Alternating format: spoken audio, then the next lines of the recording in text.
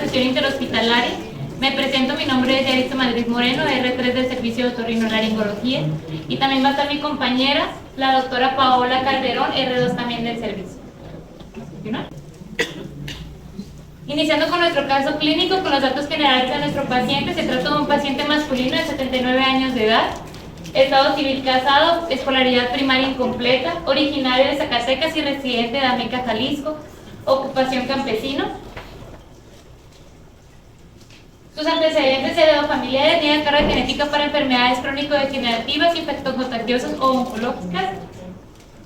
Como antecedentes personales no patológicos, niega el antecedente de tabaquismo y el uso también toxicomanías negadas, etilismo positivo de manera ocasional, el cual suspendió a los 60 años de edad, y refiere el antecedente de exposición prolongada a fumigantes y fertilizantes. Como antecedentes personales patológicos, refiere el diagnóstico de osteoartrosis de cadera desde hace 7 años en tratamiento solamente sintomático, con paracetamol, tramadol, una tableta cada 12 horas, y quirúrgicos de relevancia, la resección de un quiste cervical en diciembre del 2023 por servicio de cirugía general. Alergias negadas. Iniciaremos con su padecimiento actual. Él inició en agosto con aumento de volumen submaxilar derecho, lentamente progresivo, sin más síntomas, por ese motivo no acudió a atención médica. Hasta en septiembre del mismo año refiere que se agregó cuadro clínico, disfagia sólido, disponía de timbre áspero, intensidad conservada y tono agudo, la cual no se asociaba al uso ni abuso de la voz sin llegar a la afonía. Por ese motivo decide acudir con su médico familiar, quien lo refiere al servicio de cirugía general para iniciar abordaje de la adenopatía submaxilar. Fue valorado por dicho servicio hasta el 4 de octubre. Ellos le solicitaron una tomografía simple de cabeza y cuello y ellos reportaron que observaban un aumento de volumen submaxilar de derecha de aproximadamente 6 por 4 centímetros de longitud, la cual condicionaba desplazamiento de estructuras adyacentes sin infiltrar las mismas, además de una lesión en pliegue epiglótico y músculo constrictor faríngeo izquierdo de características ovaladas que desplaza de igual manera estructuras adyacentes.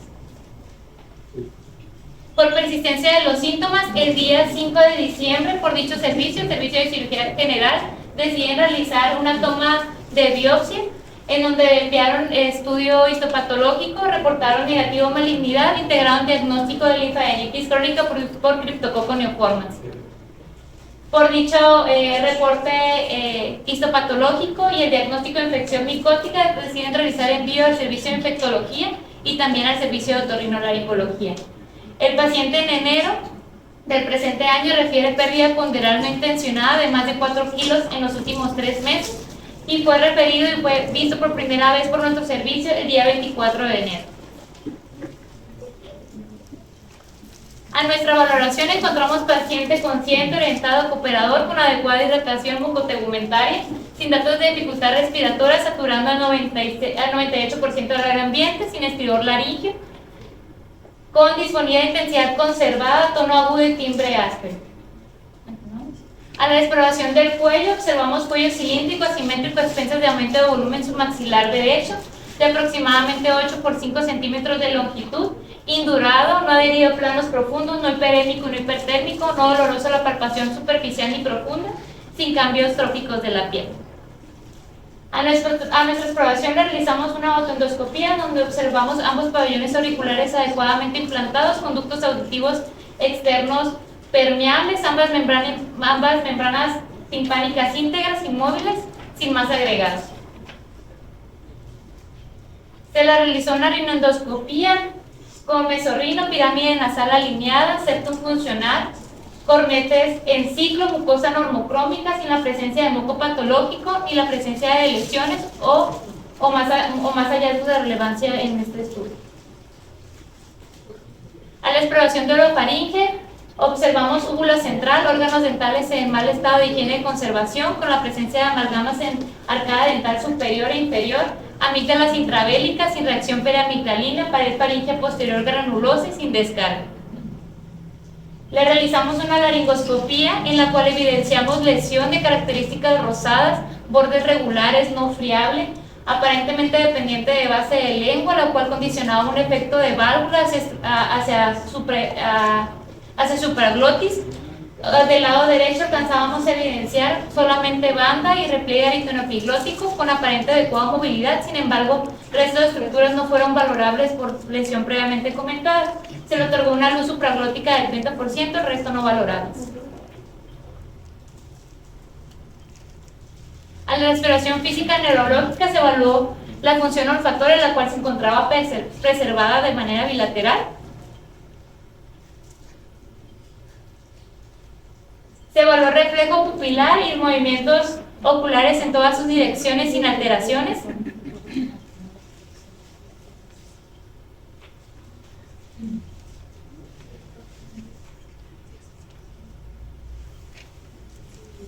Se evaluó la sensibilidad facial conservada de igual forma, así como el reflejo corneal.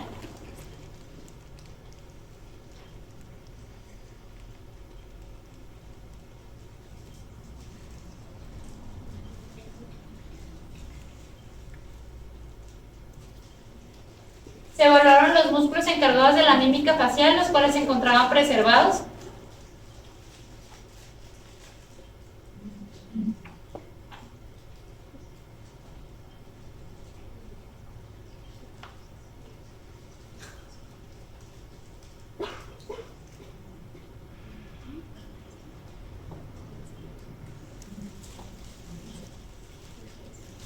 A la realización de la acumetría sin alteraciones.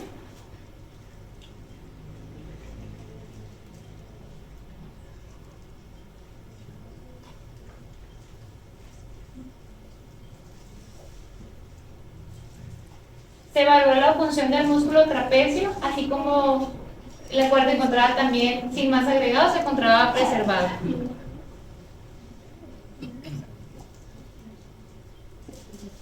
Se evaluaron los músculos extrínsecos de la lengua, respetados en todas sus direcciones.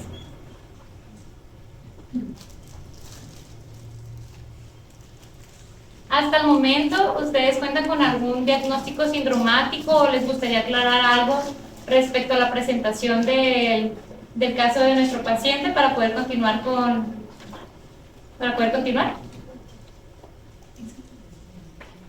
Yo tengo varias preguntas. La primera es, o sea, ustedes lo conocieron ya después de que lo había operado cirugía. Sí. Y la lesión que trae en su mejilla es después de la cirugía general. Sí, fue una biopsia guiada con morfina.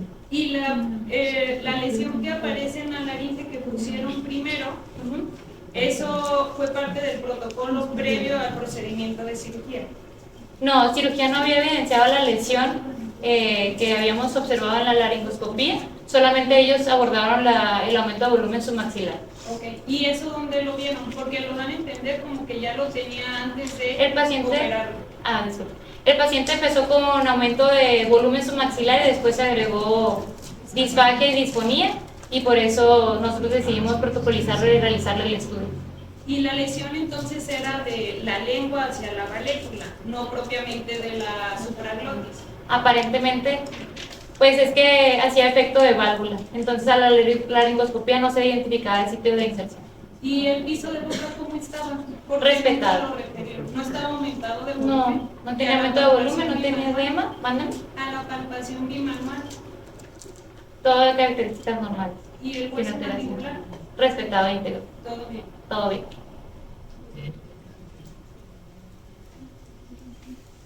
Vamos a continuar, entonces, si no hay ninguna pregunta. Yo tengo una duda. ¿Tocaron la lesión del dorso de la lengua? O sea, metieron su mano, tocaron la lesión. No se tocó al momento de realizar la laringoscopía, ¿nos comenta? Nada de la exploración.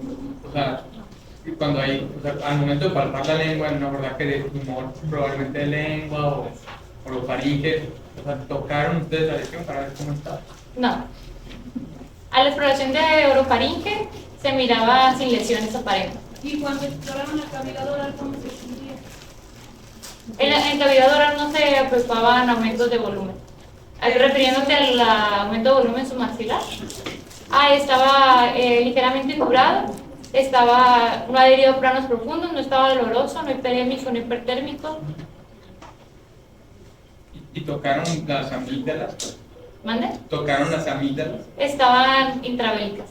Pero las tocaron ustedes. No, No alcanzaban, o sea, no tocaron dentro del orofaringe, pues no. no, No, sobre todo fue visual. así es. Continuamos.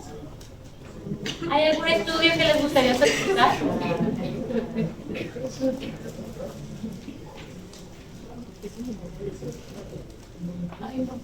Nosotros solicitamos estudios de laboratorio, los cuales se realizaron el 27 de enero.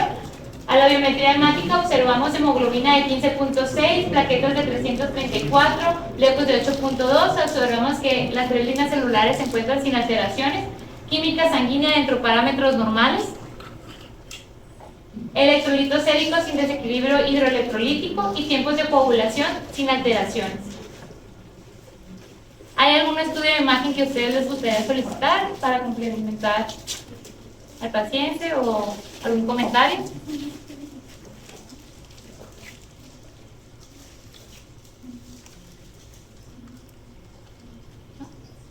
¿La exploración endoscópica fue solo con naso flexible o también utilizaron la endoscopía rígida? Fue la endoscopía rígida. A lo mejor ahí sería importante en la imagen endoscópica tratar de acercarnos más para saber si efectivamente no va a ser la vacunación de base de lengua o superdosis o que nos diera más datos. ¿Continuamos? Nosotros solicitamos una tomografía simple contrastada, la cual se realizó el 24 de enero de este presente año. Antes de que avance, creo que pidieron una tasa, está bien, no tengo problema. ¿Por qué no pedir un ultrasonido antes? O sea, ¿hubo alguna circunstancia en especial? O... Tenía ya una tomografía simple y nosotros Pero- decidimos complementar con una tomografía contrastada. Sí, está bien, nada más era de la verdad. Bueno, aquí observamos cortes axiales al mismo nivel, en el mismo nivel, en ventana para tejidos blandos. De su lado izquierdo observamos la fase simple, del lado derecho observamos la fase contrastada. A nivel de orofaringe observamos respetada, sin lesiones. Observamos músculo largo del cuello sin alteraciones, al igual que músculo pterigoideo medial, masticatorio, al igual que espacio masticatorio respetado. Observamos ambas glándulas parótidas de características heterogéneas por la presencia de lesiones hiperdensas dentro de su parénquima glandular. Sin embargo, ambas glándulas se encuentran preservadas de tamaño.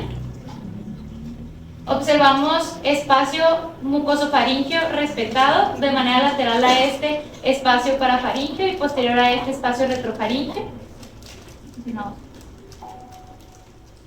Continuamos hacia caudal. Vamos a hacer más énfasis en la fase contrastada.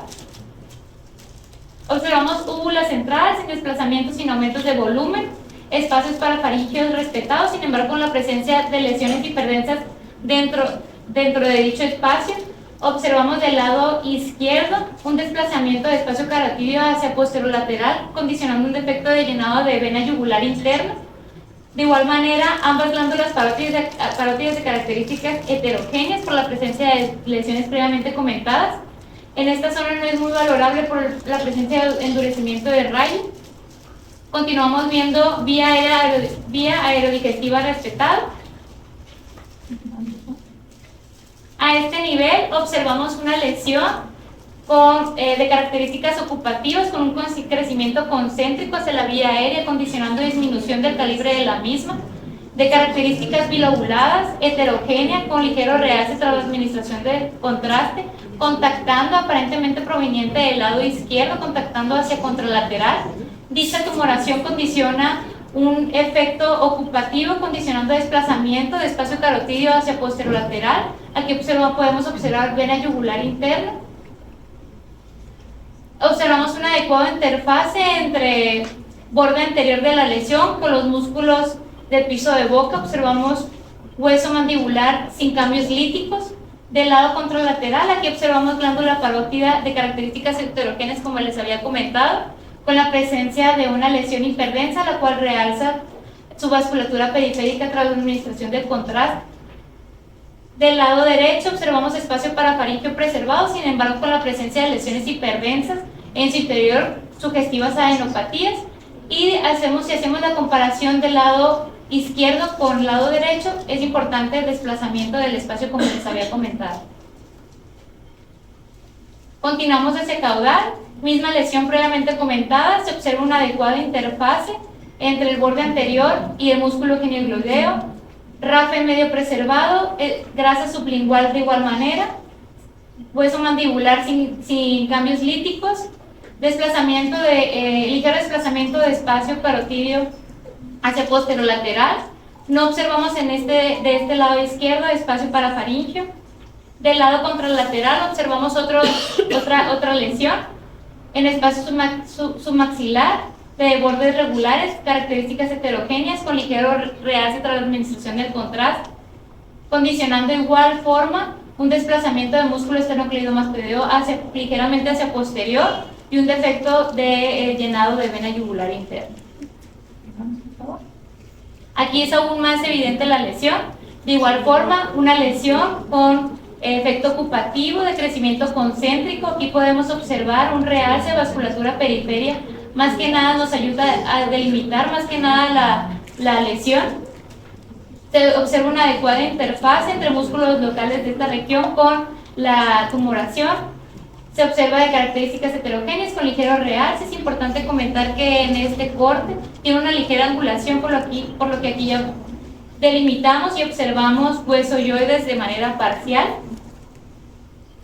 De igual forma, del lado derecho, en mi cuello derecho, se observa la lesión en espacio submaxilar de características heterogéneas con ligero realce tras la administración del contraste, condicionando un desplazamiento de espacio parafaringeo hacia medial.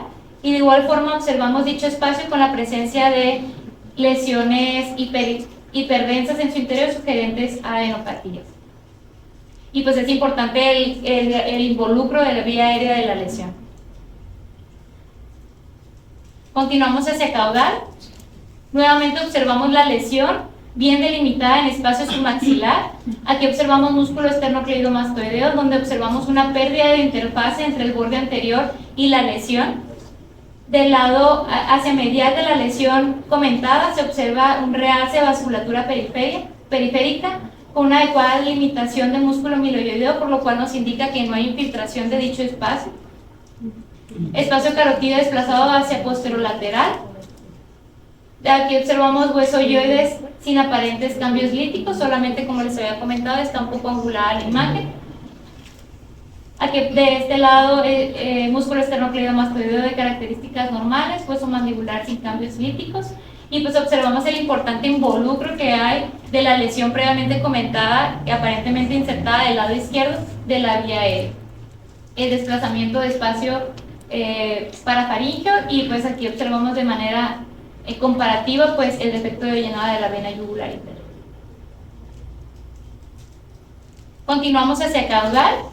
Misma lesión previamente comentada con una pérdida de interfaz entre músculo y lesión. Aquí observamos repliegue aritenoepiglótico conservado. Del lado izquierdo no se delimita dicha zona por la presencia de la tumoración. Huesoyoides de características normales, sin cambios líticos. Y en este nivel ya logramos observar glándula submaxilar contralateral, la cual se encuentra de características heterogéneas y sin alteraciones y de tamaño conservado.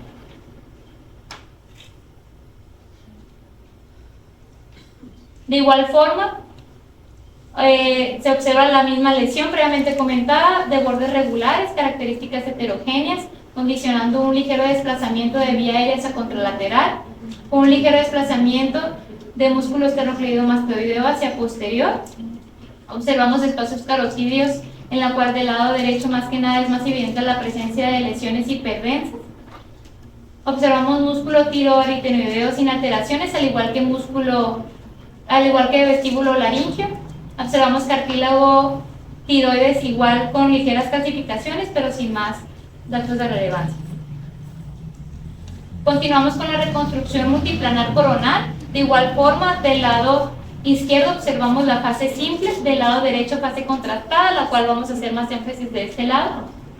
Observamos una lesión más definida de características heterogéneas en el espacio submaxilar derecho. Hueso mandibular sin cambios líticos. Continuamos hacia posterior Igual misma lesión previamente comentada, de características heterogéneas con ligero realce tras la administración de contraste, de bordes regulares, bien delimitada. Se observa una adecuada interfase entre lesión y y músculo miloioideo. Aquí no es muy valorable dicha zona por el endurecimiento de rayos, sin embargo lo podemos valorar en los próximos cortes, y músculo macetero sin alteraciones. Continuamos hacia posterior. Aquí observamos dos lesiones. A nivel de orofaringeo observamos una lesión de características heterogéneas, bordes irregulares, aparentemente proveniente del lado izquierdo, con una base corta, sésil, la cual realza ligeramente tras la administración de contraste, condicionando un importante involucro de vía aérea, contactando hacia el lado contralateral. Del lado, en el espacio submaxilar derecho, se delimita la misma lesión previamente comentada, de bordes regulares, de características heterogéneas con un ligero realce. Observamos huesoyoides y cartílago tiroides sin alteraciones. Ambos espacios parafaríngeos respetados, sin la presencia de lesiones en su interior. Hacia posterior se delimita aún más la lesión, de bordes irregulares con una base corta, el cual condiciona una importante afectación casi a estructuras supraglóticas. En espacio submaxilar se delimita la misma lesión con extensión aparentemente al lóbulo superficial de la glándula parótida ipsilateral, sin embargo se delimita una importante interfaz entre lo que es la lesión y la glándula. Ambos espacios parafaríngeos respetados, del lado derecho con la presencia de una lesión hiperdensa sugestiva a enopatías. Observamos glotis sin alteraciones, de igual forma tráqueas de igual forma sin lesiones. Continuamos con la reconstrucción multiplanar sagital. Aquí observamos en espacio submaxilar, de igual forma la misma lesión, bien delimitada, de bordes regulares, de características heterogéneas, la cual tiene ligero realce tras la administración del contraste. Observamos hueso mandibular sin cambios líticos. Sin embargo, la lesión previamente comentada condiciona un desplazamiento hacia posterior de vena yugular interna, condicionando un ligero defecto de llenado de la misma. Observamos fosa infratemporal sin la presencia de lesiones. Y por último, en esta reconstrucción, se observa orofaringe sin ocupaciones, respetada, músculo velo del paladar sin alteraciones. A nivel de base de lengua se identifica una lesión de bordes irregulares, de características heterogéneas, la cual condiciona un importante involucro de calibre de vía aérea, contactando hacia la pared faríngea posterior de la misma. Se observa en las porciones superiores espacio retrofaríngeo respetado, sin aumento de volumen. Hueso mandibular igual sin erosiones óseas. Hueso yoides, cartílago tiroides y cricoides sin más agregados. Hasta el momento, ¿tienen alguna sospecha diagnóstica? ¿O algo que les gustaría complementar?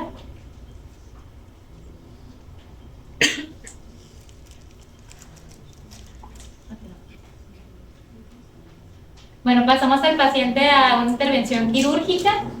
Se le realizó traqueotomía con anestesia local por el importante compromiso de vía aérea. Se le realizó una biopsia de tumor de orofaringe, en la cual, como los hallazgos quirúrgicos, se observó amígdala derecha bilateral de grado 1 sin reacción periamigdalina. Se observó una tumoración rosada, redondeada, dependiente de base de lengua y pared faríngea lateral izquierda, con aumento de su vascularidad periférica, de consistencia blanda y friable.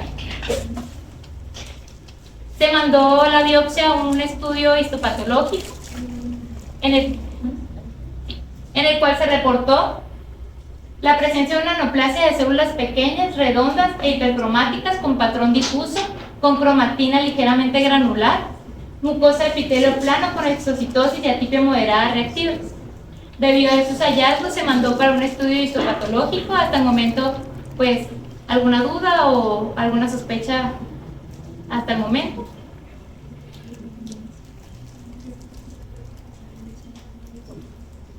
Se envió estudio inmunohistoquímico en el cual reportó positivo para ciclina D1, lo cual se integró diagnóstico de linfoma de células del manto con patrón difuso.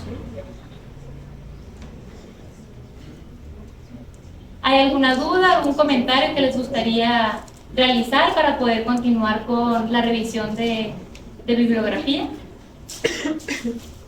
Fíjense que a mí me gustaría decir, la imagen era muy sugestiva de linfoma. Sí, aquí como conclusión para todos ustedes, nomás, si se fijan, no tenía calcio, no tenía necrosis, eran homogéneas, eran muchos sitios. Entonces, todo eso así como que dice uno, parece linfoma.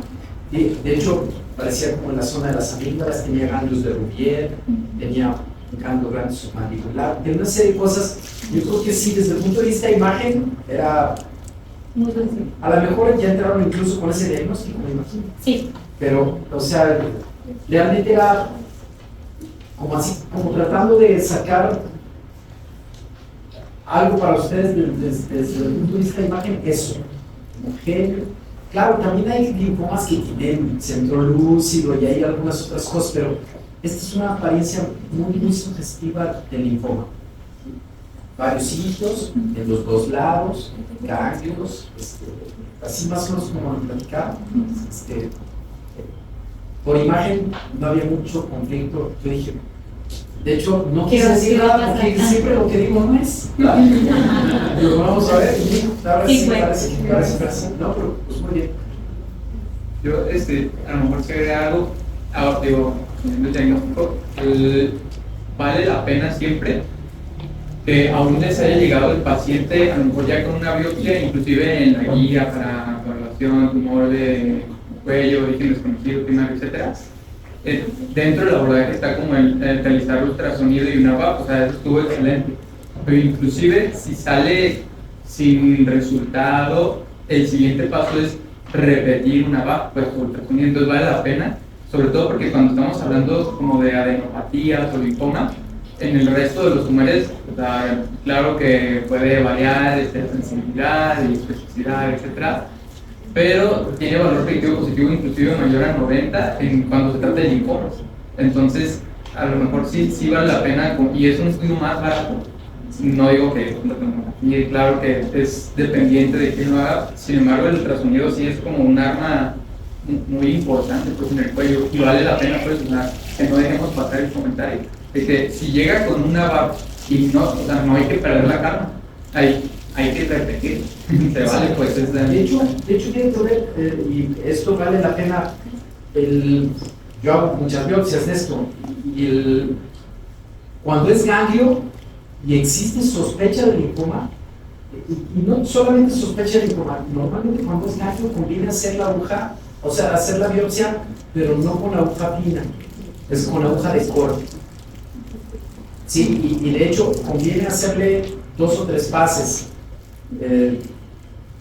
porque si no, de todas maneras el patólogo, no, necesito más material, y que necesito la inmunohistoquímica, y que necesito la no sé qué.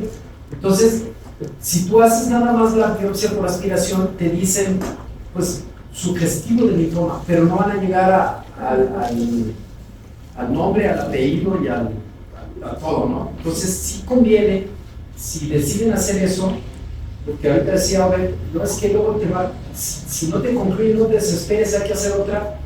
Lo que pasa es que conviene hacerlo con otra de corte. El core biopsy. Sí, entonces es bastante sencillo. Hoy por hoy hay unas agujas chiquitas semiautomáticas muy padres para hacer eso, como que tienen mucho control y realmente pues está suave, casi hasta sin local. Las de aguja de corte sí les pongo local, pero todo lo que es por aspiración, ni anestesia local se necesita, ni anestesiólogo, ni nada. Es un procedimiento muy sencillo, en 10 minutos está hecho. Entonces realmente se acelera mucho el estudio del paciente. Cuando sí es con la aguja de corte, sí conviene eso. Y por otro lado, yo casi casi siempre me gusta hacer un solo pase de biopsia, pero en un caso así, los patólogos casi siempre piden 2 o 3 pases con la aguja de cobre. O sea, todavía, pues, pero se puede hacer, se hace muy sencillo, sin anestesia, sin ninguna cosa. Viene, se hace, se va el paciente ambulatoriamente, muy a gusto. Realmente es un buen procedimiento. No, o sea, para que no lo echen en saco roto, yo sé, todos ustedes son cirujanos, en la biopsia significa bisturí, pero, pues sí, ¿no? O sea, pero realmente esto es muy fácil, el paciente se somete a un procedimiento muy sencillo y si es linfoma igual ya no necesita nada más, se va directo a su manejo. Realmente, si fuera nuestro familiar, a mí me gustaría que fuera así. Sí, o sea, no necesita cirugía, no necesita hospitalización, no necesita nada, se puede ir con diagnóstico y con tratamiento. De hecho, pues, perdón. Una pregunta. ¿Qué tan viable sería si hacemos el ultrasonido en los ganglios y en vez de hacer la biopsia de la lesión, hacemos una biopsia excisional de ganglio? Excisional del ganglio, se vale. Sí, claro. Se vale. Pero de la lesión no hay que tratar la lesión tampoco. A menos que digas, bueno, es una lesión, la veo muy vascular y necesito hacer algo como medio local, no lo voy a meter aquí, pues bueno, ya es todo lo que la circunstancia, pero sí te va. Sí, eso también, es común que luego de repente uno sugiere la biopsia, uno sospecha, yo no tomo la decisión, normalmente la sugieres. Y es frecuente que el cirujano dice, ¿sabes qué? Mejor le hago una biopsia excisional y le saco un ganglio. Eso también es frecuente. Y obviamente que no habría dificultad con el diagnóstico si quieres todo el ganglio. No debe de haber. ¿No? Pero bueno, esa es otra buena opción. Pues. Gracias. Va a continuar mi compañera, la doctora Paola, con la revisión de la bibliografía. Bueno, pasando a la revisión de la bibliografía con el linfoma de células del manto, pues este va a ser, como tal, un linfoma, va a ser una neoplasia muy común en cabeza y cuello. Se considera que ocupa el segundo lugar solamente después del carcinoma escamoso. Este se puede caracterizar o lo podemos encontrar en 2 formas, tanto ganglionar como extraganglionar. El ganglionar pues, es el que se origina básicamente de los ganglios linfáticos y el extraganglionar, el sitio más frecuente va a ser el anillo de Waldeyer, específicamente en la amígdalas palatinas. En cuanto a los linfomas, su principal clasificación pues, va a ser el linfoma de Hodgkin y el no Hodgkin. El linfoma de células del manto va a pertenecer al linfoma no Hodgkin y se considera que es muy agresivo y es poco común. En cuanto a su epidemiología, este va a representar aproximadamente un 5 o un 7% de todos los linfomas no Hodgkin y tiene una incidencia anual que va de 1 a 2 casos por cada 100.000 habitantes. Este se considera que va a afectar a adultos mayores con un promedio de edad de 65 años y generalmente se va a encontrar o diagnosticar ya en etapas tardías y se considera que va a tener un mal pronóstico mientras más tardío se encuentre. La presentación clínica se va a caracterizar principalmente por la triada de los linfomas, que es la pérdida de peso, la fiebre y la sudoración nocturna. Sin embargo, no todos los pacientes lo van a presentar.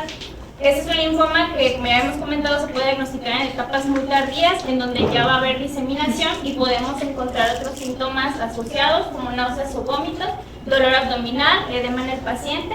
Y cuando lo encontramos en anillo de Waldeyer, que comentábamos que es el sitio principal en cabeza y cuello, se puede presentar odinofagia o sensación de cuerpo extraño. Para el abordaje diagnóstico, bueno, primero vamos a iniciar pues, con la historia clínica. Es bien importante interrogar al paciente pues, la cronología de la lesión, desde cuándo apareció, cómo ha ido cambiando y si hay síntomas acompañantes. Generalmente inicia como un cuadro muy inespecífico que posteriormente pues, se van aumentando otros síntomas. Debemos hacer una exploración otorrinolaringológica pues, muy detallada de todas las áreas de cabeza y de cuello, iniciando pues, por cavidad oral. Generalmente en un paciente adulto que tiene asimetría de amígdalas, pues inicialmente ya pensamos en algo de malignidad. Entonces es bien importante pues encontrar esos hallazgos que nos pueden orientar un poco hacia el diagnóstico. Debemos hacer una exploración muy general, en donde principalmente vamos a explorar pues otras áreas del cuerpo. Y en cuello, pues basarnos mucho en los ganglios, si notamos algún aumento de volumen, si tenemos nada más alguna adenopatía o si son adenopatías múltiples o si ya hay una extensión como tal de la enfermedad, que ya nos puede hablar de que no está localizado, sino que ya la enfermedad pues va a estar diseminada. En cuanto a los estudios que podemos solicitar, el abordaje como tal del paciente, pues siempre lo iniciamos con laboratoriales. Podemos solicitar primero pues un hemograma y también pruebas sugestivas de inflamación, incluso asociar o ya irnos como hacia diagnósticos inferenciales, solicitando pruebas para tuberculina y también serología si nosotros lo consideramos pues en el caso de algún paciente. En cuanto a las pruebas de imagen, pues ya como se había comentado, como el estudio inicial que se considera por un abordaje de lesiones de cuello, sería la ecografía. Podemos solicitar tomografía, incluso resonancia o PET, y la radiografía de tórax cuando ya sospechamos de que hay alguna extensión de la enfermedad. La biopsia por aspiración fina se sigue considerando la técnica de elección para toda masa cervicofacial y esta pues va a tener una alta especificidad, sensibilidad y alto valor predictivo. Y en caso de que nosotros con una biopsia consideremos que es maligno, podemos solicitar una panendoscopía porque generalmente el principal sitio donde se va a extender va a ser gastrointestinal. En caso de que todavía tengamos duda, podemos hacer una cervicotomía exploradora, en donde pues se tomaría la biopsia ganglionar, como ya hemos comentado, pues puede ser una biopsia excisional. La siguiente. Y bueno, aquí les puse como el abordaje que se debe hacer con la biopsia por aspiración con aguja fina. Si nosotros tenemos la confirmación con esta, si sale positiva, pues se puede volver a realizar una biopsia del mismo que sea la confirmatoria. Si esta sale negativo, se puede tomar a una biopsia de alguna adenopatía. En caso de que esta salga negativa, podemos ahora sí hacer una adenectomía o la biopsia excisional y ahora sí estudiarlo. En caso de que sea positivo, pues ya nos puede dar los principales diagnósticos de cabeza y cuello, que sería en primer lugar el carcinoma escamoso y en segundo lugar el linfoma.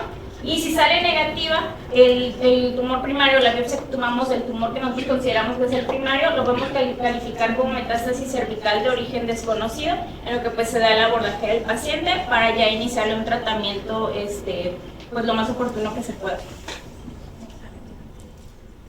En cuanto a las técnicas de imagen, la tomografía se considera porque es la de elección para imágenes de linfoma y esta para la que nos va a ayudar pues va a ser principalmente para valorar la estratificación, el tamaño de la lesión y si ya hay extensión de la enfermedad. Los ganglios se pueden encontrar como aumentados de volumen, se pueden encontrar nada más alguna adenopatía o como múltiples adenopatías. Vamos a tener criterios para enfermedad ganglionar, que son muy sugestivos del linfoma, y son estos tres puntos principales. En cuanto al tamaño, pues se puede calcular desde 1 hasta 10 centímetros de diámetro y lo podemos encontrar en tanto uno solo como múltiples. Incluso hay algunas veces que se pueden observar múltiples ganglios que todos están aumentados de tamaño, como podemos ver en esta imagen, o nada más así uno aumentado. Y esto lo vamos a encontrar que van a ser, en cuanto a su densidad, homogéneos y solo insodensos a músculos. Aquí podemos ver la isodensidad, es el músculo esternocleidomastoideo, aquí tenemos un ganglio exclusivo de linfoma y se puede encontrar realce moderado y este pues va a ser siempre uniforme. En esta imagen podemos encontrar un linfoma que se encuentra también con compromiso amigdalino. Tenemos crecimiento de la amígdala, aquí vamos a tener pues un crecimiento asimétrico y siempre algo bien importante es que los linfomas tienen un componente que es que no va a ser infiltrativo, entonces podemos ver que no va a haber nada de destrucción ósea y la tomografía con contraste se va a encontrar un reforzamiento moderado y siempre van a ser homogéneas. En una resonancia magnética podemos observar en un T1 que refuerza con el contraste y generalmente no va a presentar tabiques vascularizados en su interior, que esto va a ser más característico de una hiperplasia linfoide benigna. Sin embargo, no todos los linfomas van a ser así. Hay algunos casos en los que sí se pueden presentar como tabicados y pues también ahí nos va a ayudar un poquito con el diagnóstico diferencial. En un T2 vamos a encontrar una lesión hiperintensa, en este lado vamos a observar. En esta imagen vemos un ejemplo de un linfoma en donde sí se observan tabiques vascularizados, entonces pues sí los podemos encontrar también de esta manera, aunque no sería lo más común. Y pues los demás cambios que ya habíamos comentado, el crecimiento asimétrico que se observa y los ganglios homogéneos con mayor realza al contraste. El diagnóstico definitivo pues lo vamos a tener solamente con un estudio histopatológico, tomando pues una biopsia, ya sea del ganglio linfático o de la lesión del tumor que nosotros consideremos el primario, y pues sería pues extraganglionar. Los patrones principales del linfoma de células del manto va a ser la forma nodular y difusa, y tenemos la forma pleomórfica y blastoide, que estos se van a considerar de mal pronóstico, más agresivos. El diagnóstico como tal de certeza va a estar dado por la ciclina D1, como en nuestro paciente que salió positivo, y se observa la translocación 14-18, que es lo característico de este tipo de linfoma. Para el tratamiento, esta va a ser a base de quimioterapia, y en algunos pacientes también se va a considerar el trasplante autólogo de progenitores hematopoyéticos. La quimioterapia, la que más va a estar asociada va a ser el rituximab, pero va a depender también pues mucho del paciente. La quimioterapia generalmente va a tener una buena respuesta, se considera que hasta un 90%, sin embargo las recaídas que puede tener el paciente pues van a ser muy frecuentes. En pacientes jóvenes se considera que el régimen de elección va a estar dado por rituximab y citarabina, y en pacientes adultos mayores va a ser el CHOP, que está dado por ciclofosfamida, doxorubicina, vincristina y prednisona. Las principales complicaciones de un linfoma en general, y bueno, hablando específicamente de células del manto, pues van a ser las citopenias, es lo más común que podemos encontrar, que estas pues van a estar dadas por la proliferación como tal de las células del linfoma, que hacen que se desplace el crecimiento normal de células sanguíneas. Vamos a tener también complicaciones gastrointestinales que se van a presentar frecuentemente en estos pacientes, y esto se va a caracterizar principalmente por múltiples pólipos. Por eso les comentaba la importancia de hacer una endoscopía pues para un diagnóstico oportuno. Y podemos encontrar también una fase leucémica de la enfermedad, que pues se va a caracterizar por leucocitosis, si la enfermedad la encontramos ya como tal diseminada tanto arterias y venas. Para el pronóstico tenemos un índice pronóstico que es internacional. Este va a estar dado por 4 puntos, tanto la edad del paciente, el estado funcional del mismo, el nivel de deshidrogenasa láctica y los glóbulos blancos. Pues le vamos a dar cierto puntaje a cada uno de estos apartados, y mientras más alto sea el puntaje, peor va a ser el pronóstico del paciente. También vamos a utilizar el sistema de Ann Arbor, que lo utilizamos pues en general en los linfomas, que nos va a hablar de la etapa del linfoma como tal. Si tenemos una etapa 1, en donde solamente va a estar afectado una región de los ganglios linfáticos o un solo órgano, y va a ser pues solamente de un lado del diafragma. En una etapa 2 vamos a encontrar ya 2 o más regiones afectadas, pero va a seguir siendo del mismo lado del diafragma. Una etapa 3 puede tener 2 o más regiones afectadas, pero ya va a ser de ambos lados del diafragma, y una etapa 4 pues ya nos habla de una enfermedad diseminada. Para el diagnóstico diferencial vamos a hablar pues principalmente de los carcinomas, que estos se consideran que son tumores de origen epitelial, y los linfomas pues los consideramos como tumores de origen mesenquimal. Hablando del carcinoma epidermoide, pues este va a ser el tumor maligno más frecuente en cabeza y cuello, se considera pues que es la principal neoplasia. Su edad de aparición es muy similar, como veíamos en el linfoma de células del manto, rondando aproximadamente entre los 50 y 70 años de edad, y tiene predominio por el sexo masculino. De este vamos a encontrar diversos factores predisponentes. Vamos a ver que hay unos factores que se asocian al BPH, principalmente el genotipo 16, y por otro lado tenemos el carcinoma epidermoide, que no se asocia a BPH, que va a estar dado principalmente con tabaco y alcohol. Estos son los principales factores de riesgo. También se pueden encontrar exposición a sustancias irritantes locales, y el principal sería el isopropil y el níquel. En cuanto a la localización de esta neoplasia, la principal localización va a ser la amígdala palatina, y se va a encontrar principalmente en los tumores asociados a BPH, seguida de la base de la lengua, y el paladar blando va a ser principalmente dado por tabaco y alcohol. En cuanto a su presentación clínica, también va a iniciar con síntomas pues muy inespecíficos. Puede iniciar nada más con ligeras molestias pues en la garganta, que el paciente pues lo va a referir nada más como que la siente reseca, que aumenta como con la garraspera, sensación de cuerpo extraño, y va a ir progresando hasta pues convertirse en odinofagia. Se puede presentar otalgia refleja ipsilateral y esto va a estar dado por cuando está afectado ya el nervio glosofaríngeo, y un síntoma que pues ya nos da ahí como dato de alarma va a ser el trismo, porque este ya es cuando compromete como tal a los músculos pterigoideos.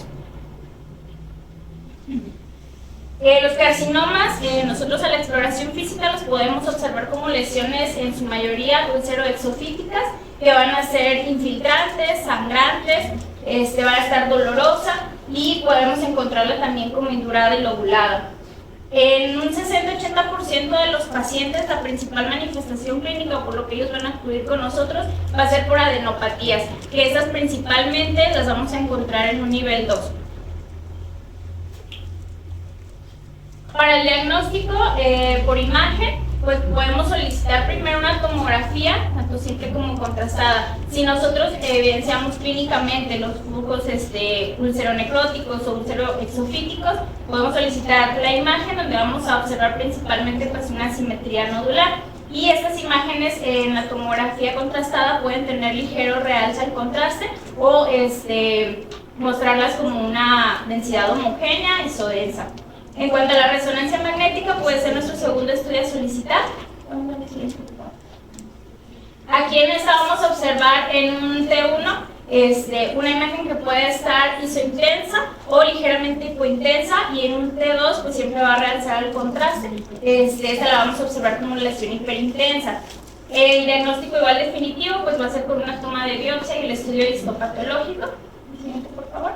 Y nosotros podemos solicitar una radiografía de tórax en caso de que sospechemos de metástasis, que pues sería la utilidad que se le daría a esta.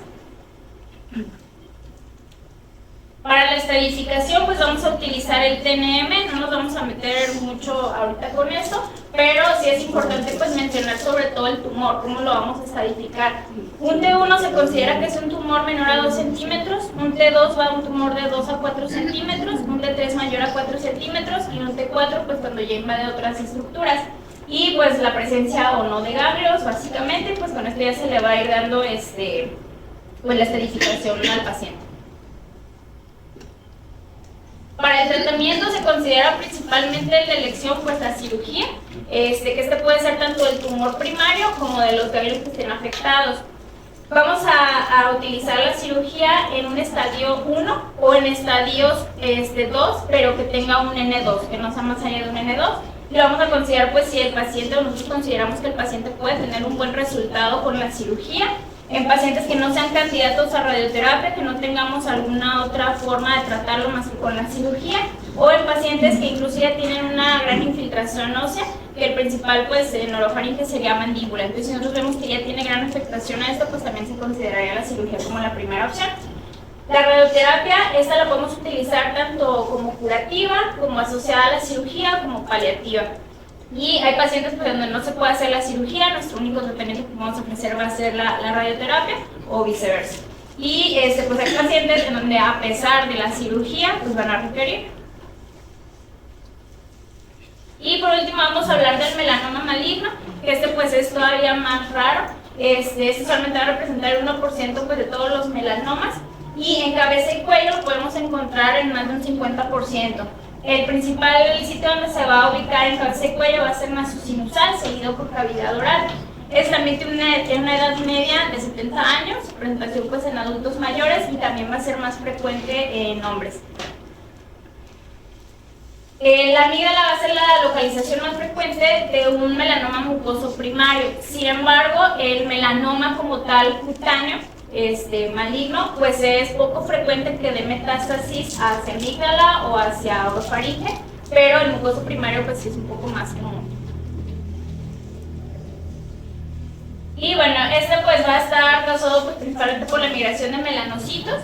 Esto pues va a ser raro que se presente, y la clínica pues va a ser pacientes generalmente asintomáticos o que inician también con un cuadro muy inespecífico, pero ahí más que nada la utilidad pues, de la exploración aquí es bien importante, porque nosotros podemos observar pues la imagen sugestiva de que es una lesión pigmentada, y que generalmente pues si no le damos seguimiento vamos a observar que es de un rápido crecimiento.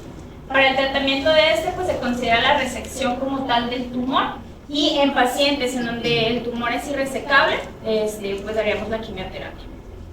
Y pues sería todo por nuestra parte. No sé si tengan alguna duda, comentario.